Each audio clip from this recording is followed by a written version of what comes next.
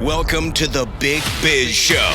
Taking care of business. You want fast-talking, hard-hitting discussions on business and finance? Maybe with a barroom slant and some really salty peanuts? We're not counting calories. We're counting cash. Before we get to the man with the financial plan, meet the money team. Costa, Mary, and Greg. Now Captain Finance himself, Sully. And wherever you are watching, wherever you're listening, a big old howdy to you from inside the Loft 100 studios here in Southern California. It is the Big Biz Show. Costa, Maribert Godwin, our executive producer is Greg Todorov, and of course that guy right there. Say howdy doody. Howdy to you. Oh, howdy a big old howdy to you. Oh, howdy to you. Big old howdy to you. How are you sleeping lately? Oh my God, like yeah. a rock. Are you? Like Better? Oh, You're noticing it? Oh, that's 1,000%. No, the Vivos device? The Vivos device is game changing. Vivos.com for you out there who want to make a change in your life. Are you snoring still? No. Oh, no. It takes your snoring away that fast? Boom. And I Seriously? I roll over to the snore meter who I sleep next to, and I'm all, honey. She goes, can't hear it. Really? So yeah, Greg. So now you're up like you're about to miss a flight. You're up every 5 minutes worrying if you're snoring.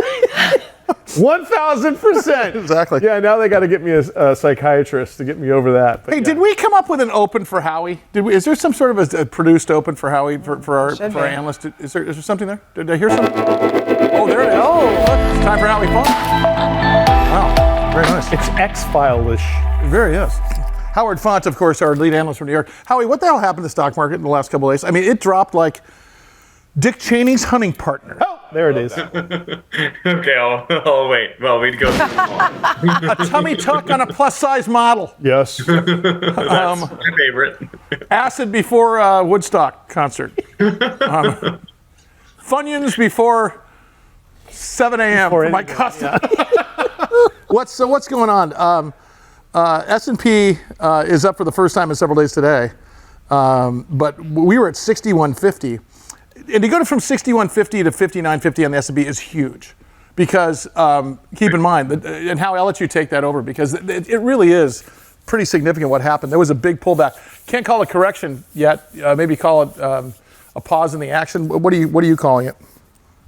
Yeah, I think it's starting to look like topping behavior. So we're slowing down, we're still grinding upwards, and then we're starting to test tumbling. It seems like topping behavior where we have a local top in the market, and that's being backed up by kind of, in general, lower consumer sentiment. So a little bit weakening from companies that focus on selling to consumers, not business to business. So, for example, Walmart reiterated their guidance that the consumer seems to be losing a little bit of steam, and they had worse guidance than normal for earnings. So they're down. A bunch of companies are in similar situations. Mike, stock symbol DNUT, Krispy Kreme down 23% on its performance. But wait a second, Howie. When you, Mike, I knew you had a question. I don't want to jump. I can't go on. Oh, you can't. Why consumer products? I mean, is it because things are tight, things are not coming back as fast as we wanted to? Talks of tariffs, or is it all the above?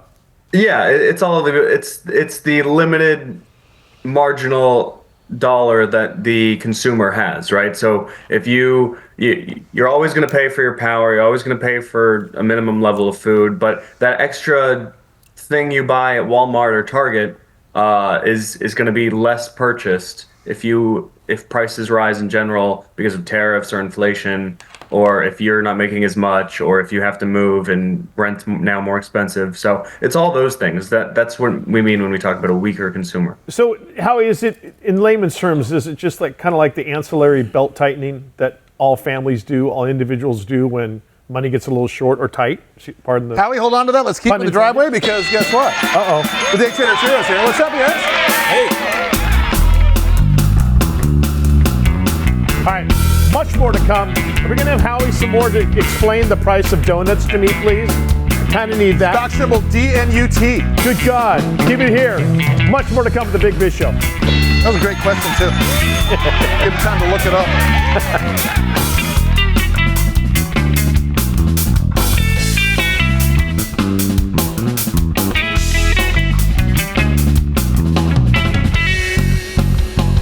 Big Biz Show rolls on from Southern California. Hope you're all having a great day. I am Costa. That is Marybert Godwin.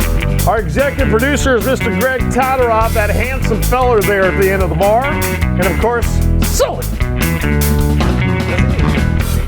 Big hello to the DTT. Does. What's up, boys? Hey. Good to see you today.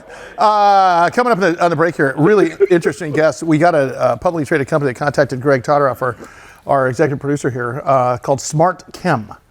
We're going to talk about a calibrated eyeball.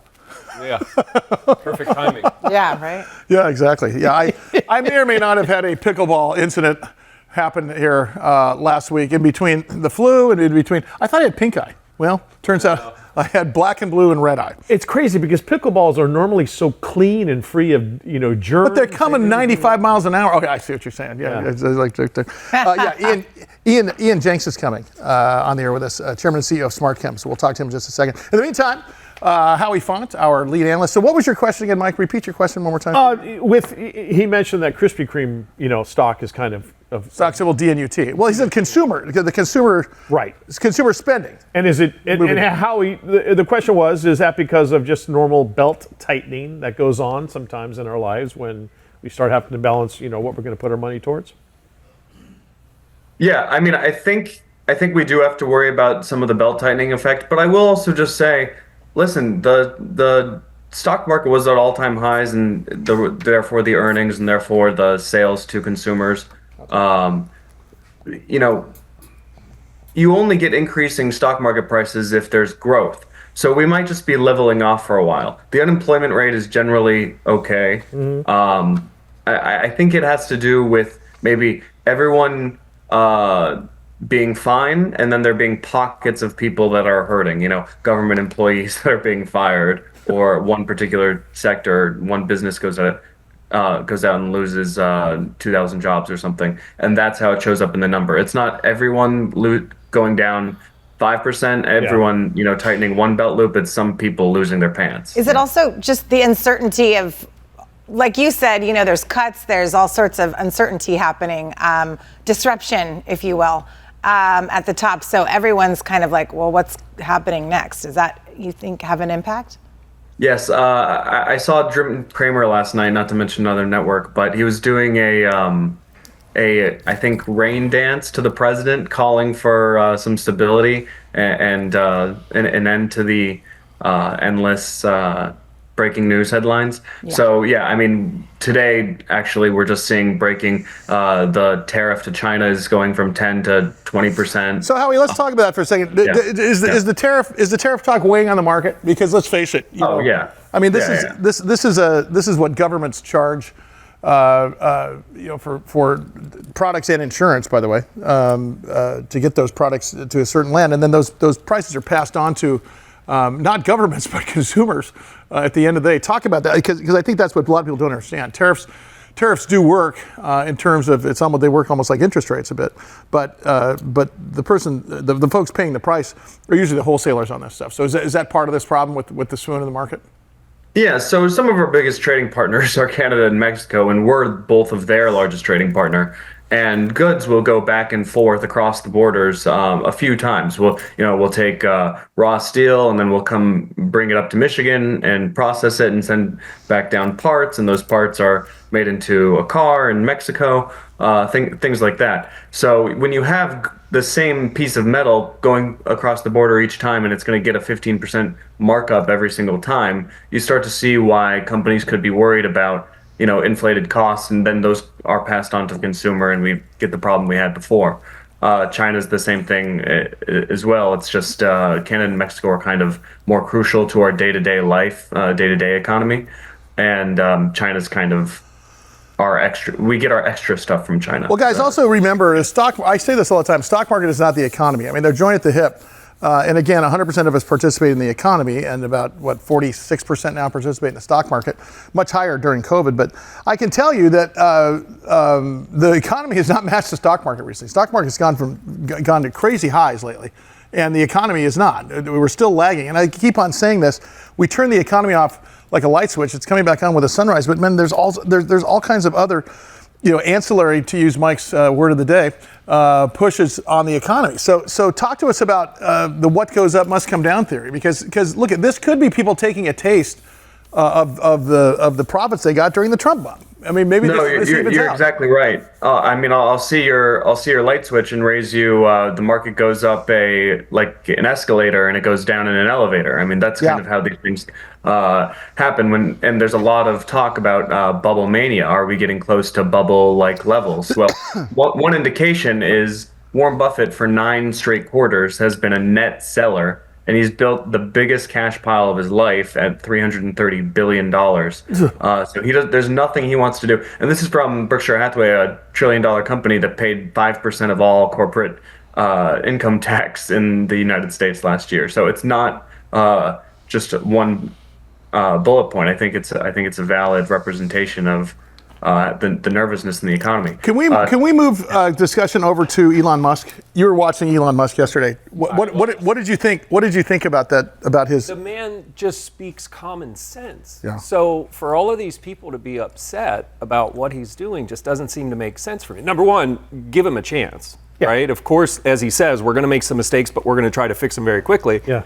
But the guy just speaks common sense. I mean, if we don't get the debt under control, we're in trouble. Well, the debt's not been under control for 4 decades. So number one. Number two, what I want to know is what are the detractors to Elon Musk's policy? Are you a detractor to Elon Musk's this Doge thing?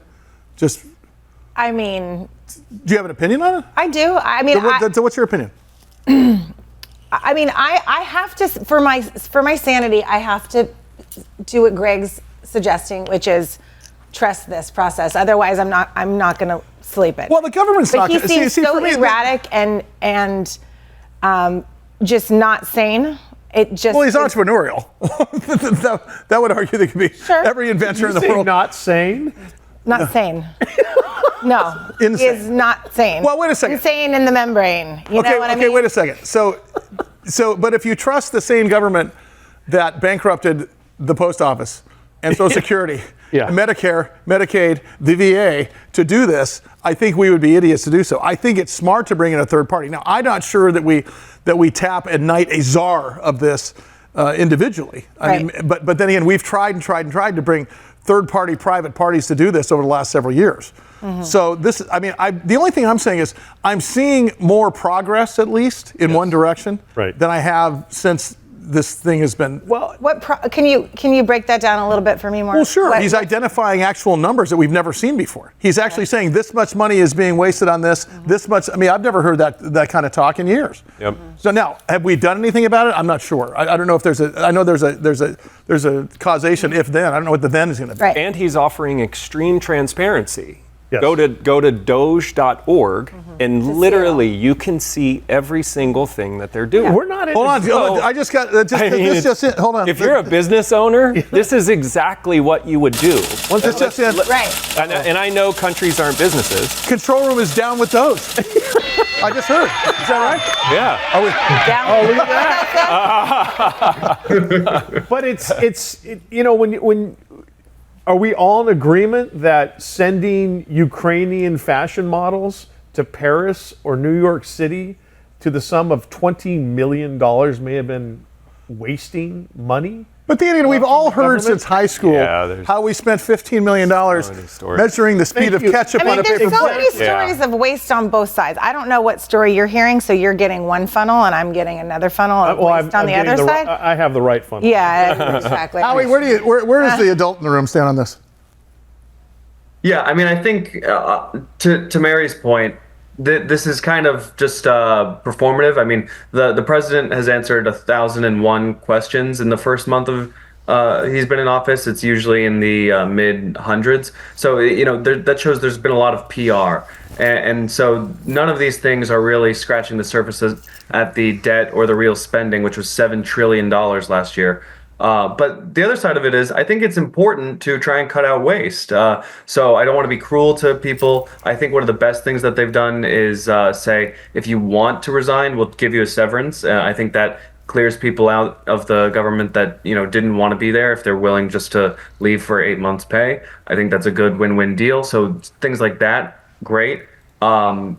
USAID probably needed some big action like that in order to get effective levels of cutting through. But I hope they add some of the stuff that makes America, more liked country in the world. We do not need to be paying for anyone's play or children's TV or the European fashion models unless they're coming to San Diego. Exactly. They'll be in the studio. Yeah. But other than that, I think it is a symbolic thing because most of the spending is military, which they have said that they're going to cut, but we haven't seen it yet. Social Security and Medicaid. I mean, that is the budget. So everything else is a little bit performative. Thank you, Howard. I love the response. You're taking away my fraud? Come on! How dare you do that to me, government? All right, keep it here. Lots more to come like this on the Big Biz Show. Don't go anywhere.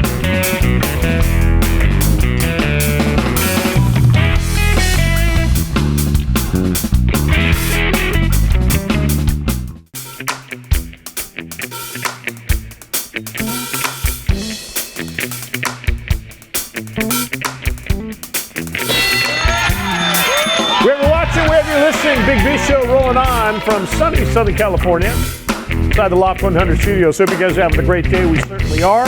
Costa, Maribor, Godwin, Greg Todoroff, and Sully. He is the chairman and CEO of SmartChem. Their ticker symbol is SMTK. We welcome to the show Mr. Ian Before we Jenks. do that, you saw a video yesterday. I did. I went to their website to look at this. It is fascinating. And I'm always like, turn my screen up. I can't see the screen. You say this to me all the time. Just turn it up on my computer. Right. He's got the solution for us. This is micro LED TV. And again, Ian Jenks. Ian, thank you so much for taking the time to come out on this crazy show. You had no idea what you're getting into here. But how are you? Good to see you. That's probably true, but thank you very much for having me. Yeah, thanks for staying up. I know that it's that you're in the UK, and I appreciate you staying with us. Can you give us an overview a little bit of SmartChem and of course what you talk about?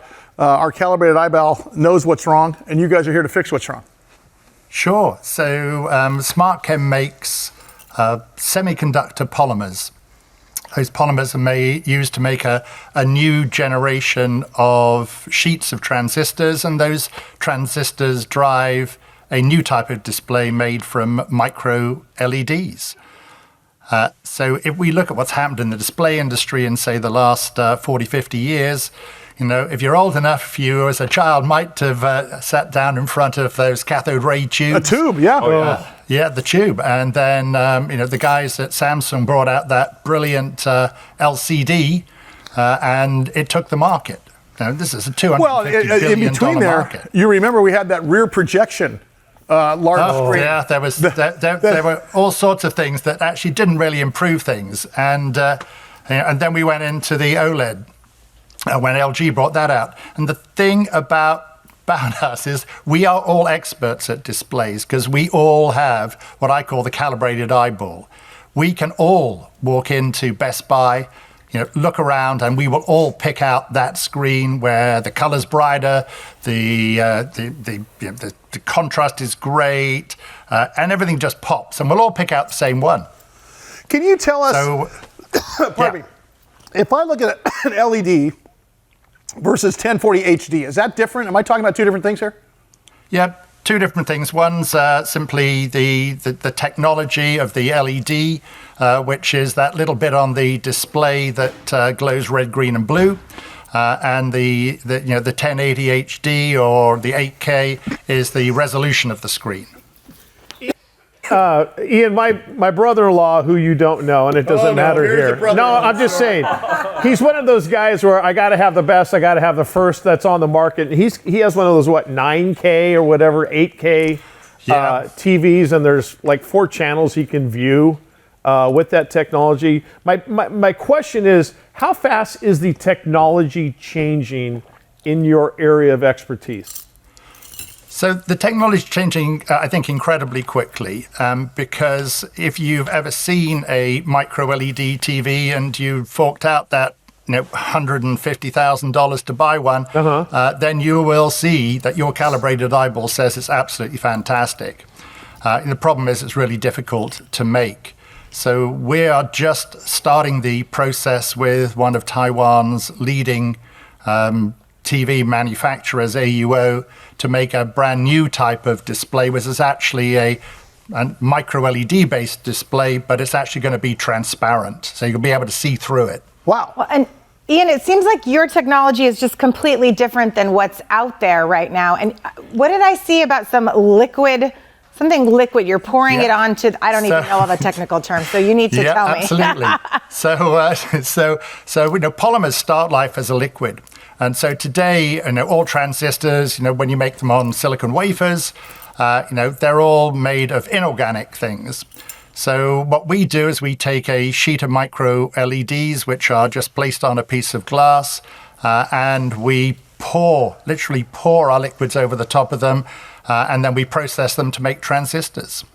And in doing that, we solve the yield problems that people have, and which is that when they turn that process upside down the way they do it today, they can't actually make it. And it's so that's what we do. This is what you refer to as a chip-first technology, correct? It's the chip-first technology. So we put the chip down first, we put the little connectors up. So these micro LEDs, they're the same things that you see in your LED light bulbs. I've got a whole studio full of them above me. Sure. But they are 1/20,000th of the size. And that gives you all sorts of terrible problems in terms of how you actually take these, you put 25 million of them on a 40-inch TV, and then you've got to weld all of those to 25 million transistors. Hey, Ian, I've got a question. Yeah. So, sure. To use your parlance of going into the Best Buy and taking a look at televisions, what are we going to see differently now? What is it an obvious difference? I mean, I saw the video as well. It's difficult to put into words, but I'll let you explain it because it seems to be a game changer. Just as a tube went through LED went to rear projection, went to LED, so on and so forth. It seems to be a completely different technology to where you're there versus you're watching. It's absolutely a completely different technology. So when you have things that are, have the full color gamut that you see with your natural eye, and when you have things which are sufficiently bright, you completely change not just the user experience in terms of the color and the contrast and the pop, but you actually start to be able to film in slightly different techniques and get genuine, true life images. Ian Jenks is the CEO, chairman of SmartChem. Their ticker symbol is SMTK. Ian, you said chips, like fish and chips? Yeah, always like fish and chips. Always comes down to food. When do you think this technology becomes one of those situations where we as just normal consumers can walk into that Best Buy and buy it and afford it? I think we're probably 2, maybe 2.5 years away from that point at the moment. Awesome. We are just in the process of, as I say, starting this big project with AUO in Taiwan. At the same time, we're putting up a prototyping production line again in Taiwan with the guys at ITRI. So, ITRI is this big research organization that actually span out TSMC, who makes all the NVIDIA chips. So we're working with those guys on the process. We're working with the AUO, the biggest display manufacturer, and we're using our own process technology with another display company called Right Display, and we're converting one of their lines into a prototyping line now. My experience would say it's probably 2.5 years from now till you actually see. That is the speed of light. I mean, really. I mean, no pun intended. I mean, that is so fast in your industry. I have to say, Ian, I have another 30 questions for you, real quickly before I let you get out of here. What are you looking most forward to this year? What are the milestones this year that you can share with us as the CEO of a public company? Sure. So I think the biggest milestone will be the establishment of a prototyping line. This is all about now, as far as I'm concerned, about commercialization. So that's going through all the lifetime testing. And to do that, you need to make these prototype displays. So we'll get a line going with Right Display, and we'll actually start to demo small displays. So think the size Right of your here in this laptop. studio. We want you to we need to get you in San Diego. Yeah, we need 4 Let's do demos it. in studio right now. Yeah, be delighted to come back and show Yeah, you you're guys. definitely coming back. That's He for is, sure. he's Ian Jenks, Chairman, CEO, SmartCom. Again, their ticker symbol is SMTK. Changing the world with our type of eyeball he was talking about. All right, speaking of changing the world, we're trying to do it.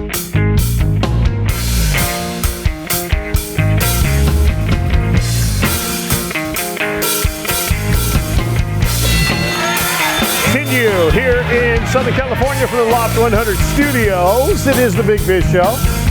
Wherever you are viewing this large financial program, thanks for being along for the ride. Costa, Mary Godwin, Greg Todorov, and Sully. So every once in a while, the band comes up with something good. Really? J-Mo, I have to say thank you for this one because of James and his supple like marble skin. Because of his friends over at Stemology Skincare. He brings us Brett Williams. Brett, So welcome to the excited. program. All right, good to see you, man. Can How you I doing? want to start busting this open even before you start talking. Let's open one of these. Let's bust that Oh, open. yeah, okay. You Like guys that. take that, You said I'll you had a take that. bar. Are you so also a I'm like- bourbon I like that manufacturer? even better. So it's from the Wayne family. There's a whole place called High Times in Newport where I live, and Wow. I just discovered that. So awesome. Merry Christmas. Well, if you discover, oh, that's not your bottle because the one you discover is half empty. Yeah. Okay, so Stemology Skincare, you guys are a privately owned company, Yep. and so you decide to go into the skincare area. What makes you do that? What makes a person say, I know what I'm going to do? I'm going to go into the watch business or the shoe business or the skin business. Yeah, I jumped from construction to That makes sense. skincare. Yeah, it's totally, I see that totally leap, legit. yeah. No, I'm a good old welder boy from my dad and my brothers, and my father-in-law. First of all, thank God, all the reasons I'm here today, James, everything, my church, my homeboys, playing everything. I wouldn't be here without all that. So I just couldn't happen without that. So I love my wife and my kids. So my wife's father-in-law is a scientist. He's been in the petroleum industry for a long time. Spent 40 years trying to figure out having a purpose. How can we help people?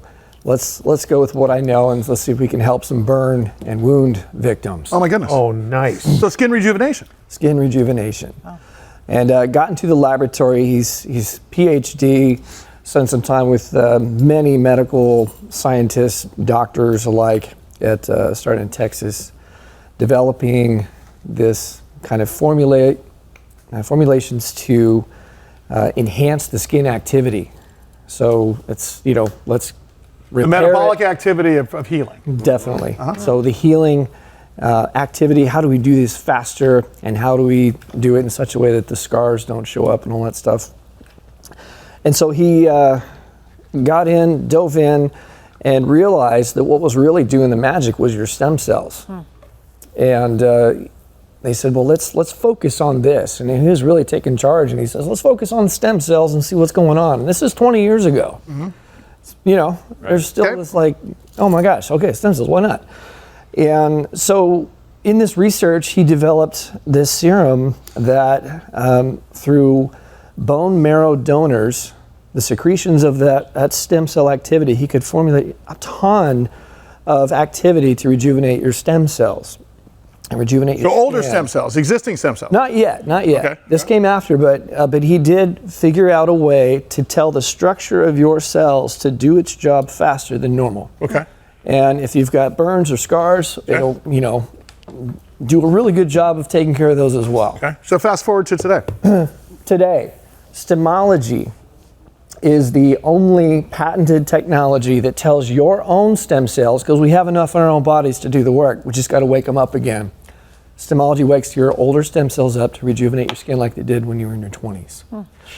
If you are at your age right now, whatever it is, and you feel like you're aging, you notice some spots or wrinkles, you put this stuff on, and in a short matter of time, say a week or two, you start to see the aging process completely stop. And then Because Brent is 86 years old. Totally. So James, you just drink one small bottle a day? That's incredible. No, seriously.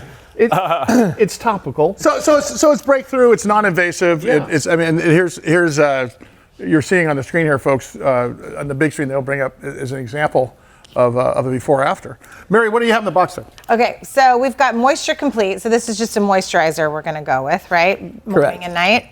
Yep. After you cleanse. Yep. Serum Complete. What's SRC7? SRC7 is the KFC Colonel's recipe for making your stem cells work to rejuvenate your skin again. This is our hero product right here. This is really what I've considered what people need to do every day, twice a day when you brush your teeth.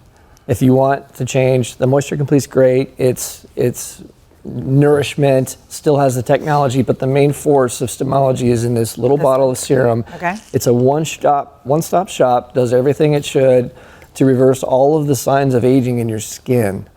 And so what's really important to understand is that technology is the primary function of stemology. The other function is the skincare to keep protecting your skin and nourish your skin as you go out your day. So there's nothing like it. So we're not talking about vitamin C, hyaluronic acid, the typical skin stuff. That's all in here. Oh, it all is it? All in here. So, but it's in a proprietary blend. Yeah, well, the technology itself is the primary source of the technology. How do I say that? But everything else, the hyaluronic acid, the collagen, the peptides, the vitamin C's. The thing that's most unique about this is that it's all plant-based. So it's all natural. There's no chemicals, there's no human byproducts, nothing of the sort. So do you have a good cross-section of, I mean, your customer base, is it mostly women, or is it just, it's a lot of different people because there's a lot of different skin issues? I usually say anyone with skin. The good, the bad, and the ugly. I mean, the good, the people who have had good regimens for their whole lives, not celebrities, the good, people have had it. I've sent you guys some examples of that. Even they say, with my perfect skin at 54 years old, stemology made a difference in my skin. Mm-hmm. And I've got great skin. You can't tell I'm 54, but even then it tightened up my skin. If you've got bad skin, you've been out in the sun, you're surfing, I'm one of those guys, and welding, let's do that. It stops the aging process. If you've got ugly skin, I'm talking people who have had, we have an example of Julie, who's my mother-in-law, love her to death. She had a skin cancer removed here. She had to do the Mohs procedure, which... She was right there on the screen. She did that in 8 weeks with using stemology like you brush your teeth twice a day. That's what you get. Get out of here. Wow, my goodness. She is 68 years old, beautiful. Wow. So where are you guys in the arc of your story as a company? Are you on the shelves at this point? Are you B2C online at this point? How are you getting the We're online right now. You can find us. And the website, stemologyproducts.com? Yeah, stemologyskincare.com. Okay. The long story short is, when you guys start, probably the company starts, it's not an easy process. No. Because you guys have to go raise money from family and friends. You guys have to go try to get to the public markets. How did you guys do on the business side of things? How did you guys start? Well, it started out with a whole PR campaign and marketing and everything back in 2012 when this came about. They had a team of people. They had a major distribution. But how did they raise the money for it? How did they get started originally? It was mostly marketing and trials and let's get this out there. There's a But they have to pay for that at some point, right? Did they have to raise money to start that? Yeah, there was a little bit of campaign funding.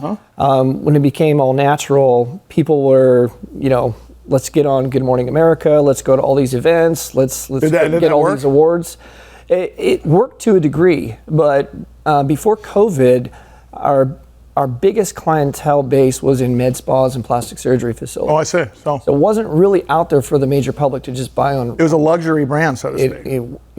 Which is, if there's nothing like it, shouldn't it be luxury? But the problem with having all those med spas as our clients is that when COVID hit, every one of those shut down. Exactly. So stemology was on its way, right? So, but it wasn't really reinforced as a brand for everyone and attainable to everyone where it should be. And my father-in-law created this so simple and so affordable that it is for everyone. It shouldn't just go to the med spas and everything. Is this now online only? Or are you going to put it out in are you going to put it out in the med spas again and CVS and so on and so forth? Or how do you plan? What's distribution look like? Right now, distribution is online. I mean, everyone's on Amazon. We have a channel to do Amazon.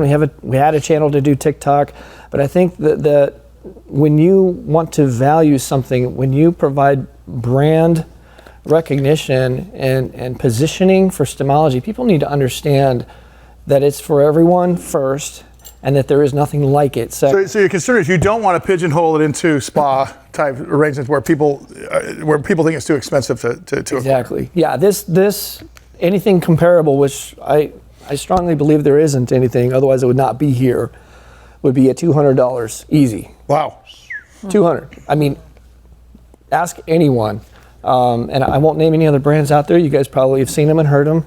Mary, maybe. Yeah, I mean, well, and the market seems saturated with just, you don't know what to believe because there's so many things. There's so many TikTok influencers out there trying to tell you to sell their stuff. A lot of snake oil, too. Right, a lot of snake oil, right. So that's what, Well, Brent, we'd love to have you back. It's great to follow the story. So once again, the website is? StemologySkincare.com. StemologySkincare.com. Love to see small business. Are you guys going to go public someday, or is this, are you going to take this thing and get it acquired? Yeah? Totally. Well, we want to keep going, We want to advance our technology and... Right. Brett, thanks so much. I appreciate it. Brett Williams, owner of Stemology Skincare. So, Big Biz Show, back in a sec.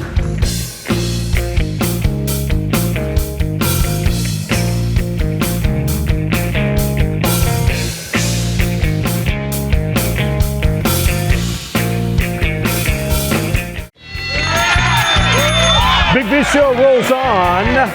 We're coming to you live from the Loft 100 studios in Southern California. Hope everyone is having a great day. We certainly are, because you are along for our ride with us. Costa Mary Godwin, and of course our executive producer is Greg Todorob over there at third base at the blackjack table / bar. And then there's Sully behind it. Hot corner. Hot That's corner. right. There we go, everybody. The hot corner, everybody. Hey, when is opening day? When is opening day at the ballpark? That's first week of April. Is it? Right? I think it's end of March. Is it in March? I believe so. I'm going to opening day at Camden Yard against Baltimore. Against Red Sox.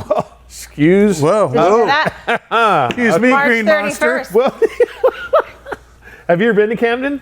No, Insane. I can't wait. Camden Yards, I believe, is what all modern ballparks. Remember all the slew of ballparks that came in 1996? It was the first one. Your favorite person's here. Who? Rick DeVoe? He is here, actually. Yeah, He's here. Stuck in. Corey Perlman's here. Corey Perlman, of Perlman, course, my- social media keynote speaker. He's the owner of Impact Social Media Incorporated.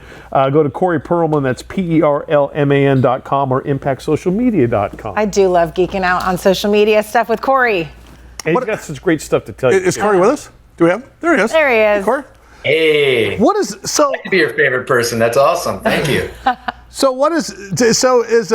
think we've established that TikTok's back, right? Oh, it's Just back. a little. Just a little. Did it ever go away? No, like 8 hours, I think.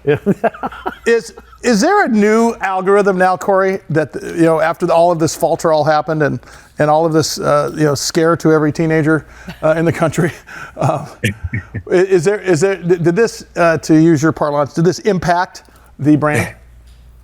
And to answer you guys' question, it is back, but we're still in a little bit of a waiting period. They have a 70-day grace period, which ends April 1st. And if they don't have an American buyer, it won't be here. And it's still not in the App Store. So don't be so sure it'll stick around. Do you honestly think it'll go away, like the way of the dodo? I can't. I mean, No, I don't. Too much advertising money there. I mean, there's got. There's too much money to be made. I think that something will happen. I do not see a world where TikTok doesn't exist in the States here, but time's a ticking. We're halfway through and no buyer yet. Well, and the longer it goes, the bigger of a fire sale it's going to be. I mean, it's certainly, the price is not going up for every day. The price is going down for every day a deal doesn't get done. Correct? You would think so, yeah. And a lot of buyers have come, to make a claim to it, but nobody has officially signed the deal yet. And so I know my teenage daughter is none too happy about the TikTok situation. Hey, Corey, I want to ask you about Blue Sky because it is one of the it's the newest platform, I think, and I have not hopped on yet. So I need to know, should I go there? Yeah, I tend to be one of these sit and wait a little bit, and this is another one that made that statement more true than ever before. In late 2024, it blew up wildly, as you know, but over the last 3 months, it's stalled out a bit. So I would say wait and see for you, but right now I'd say it may go the way of the dodo bird. Is it a smaller blog platform type of thing, or explain it a little bit? It was supposed to be a competitor to X. And, and when the Trump administration came into power, a lot of people, or a significant amount of people, went from X to Blue Sky. But then since then, the growth has trailed off. What's interesting is if you look at apps like Vine, Vine was as popular as anything, and then all of a sudden it died. It's a finicky sort of market here. I mean, look at Facebook is still there. I can't remember the last time I was on it. I mean, I know that you guys do it for shows and stuff. Yeah. But I think Instagram seems to be the flavor du jour here for everybody over the age of 30. I think Instagram has the most crossover between the age ranges, wouldn't you say? I mean, older people are on Facebook. Tinder's still growing strong, allegedly. I got kicked That's a whole off other Tinder. show. Yeah, I would say I use the acronym FIL, F-I-L, Facebook, Instagram, and LinkedIn. Facebook and LinkedIn can still use the B word, billion users, and Instagram's growing every day. So if you're a business and you're paying attention to social media, that's the acronym you should follow. Really? So, and Twitter/X, which was so in vogue for so long, especially Donald Trump's first presidency, is that starting to wane to where we won't see people using X? There'll be something that's going to replace it, hence Blue Sky? And Threads now. And Threads from Instagram, which what is Threads, by the way? Threads is Instagram's answer to Twitter, or X or whatever. Right. Yeah. Correct. And here's the thing with X. X will still be here. The thing a business needs to figure out is, does it provide business? When's the last time a business can say they got business from Twitter? Probably never. It was so huge. I mean, I don't know, 15 years ago, it was where everybody went, businesses, it was for customer relations, right? I mean, if you had a problem, you could get your problem answered right away on Twitter. And there was active listening with all the businesses. And now that's just gone by the wayside, don't you think? Yes, it's a phenomenal news, entertainment, celebrity, all that. That's what you're there for X for. But when it comes to moving the needle for business, stick with my acronym. Corey Perlman, the social media keynote speaker, who is a great friend of our program. He's the owner of Impact Social Media Incorporated. CoreyPerlman.com and ImpactSocialMedia.com. Okay, I got another question. No, go ahead. So I was just seeing that Canva and ChatGPT have combined, and this might be old news, but now a business can go type into ChatGPT what they want their graphic to say, and it will be created for them with Canva. Is that correct? That is correct. That seems like it's changing it for businesses. It's such a great change. It's changing it for business, and funny you just said that. I'm going to share some news that I don't know if will ever come true, but I'm afraid for website designers. I'm afraid that AI is going to take over that industry. Well, you might have heard it here first. But look, as you talk about that, you have to be afraid for magazine writers. You got to be afraid for editorialists. And you got to be afraid for anybody with. I mean, I believe that there's been a measure of that since the beginning. Remember, we had Encyclopedia Britannica. Oh, right? Yes. Do I? That wrote parts of it for us. Yes, word for word. And if there was a cut and paste feature back then, would have written all of it for us, Mike. Word Costa. for word. Yeah. And then from there it went to online, and then it went to University of Google, and now you've got Grammarly that does a check to see if you're plagiarizing. I think there's going to be always room for original thought, don't you think? Yes, but this is just helping businesses that are stumped by how to make a graphic and it's going to do it for you. You got a sale coming up. Think of it this way: just bang in your numbers. All the bad logo design that we've seen.